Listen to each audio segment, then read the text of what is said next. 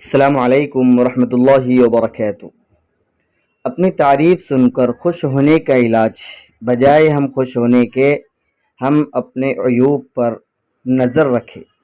یہ ملفوظات میں سے حکیم الامت حضرت مولانا اشرف علی تھانوی رحمۃ اللہ علیہ فرماتے ہیں، کسی نے عرض کیا، ایک صاحب نے عرض کیا کہ حضرت، اگر کوئی شخص منہ پر تعریف کرتا ہے تو نفس اس قدر خوش ہوتا ہے کہ پھولا نہیں سماتا، اس کا کیا علاج ہے؟ حضرت نے فرمایا کہ اس وقت اپنے معائب یعنی عیوب کو مستحضر کر کے اس خوشی کو دبائے جائے، یعنی اپنے عیوب کو سامنے رکھے اور اس خوشی کو دبائے۔ یہ ایک قسم کا مجاہدہ ہے۔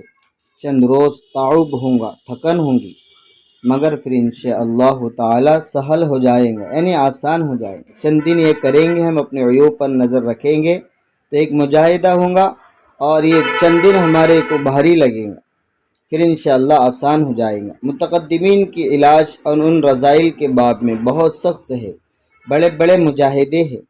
اب تو اللہ کا شکر ہے کہ آسان نسخوں سے علاج ہو جاتا ہے۔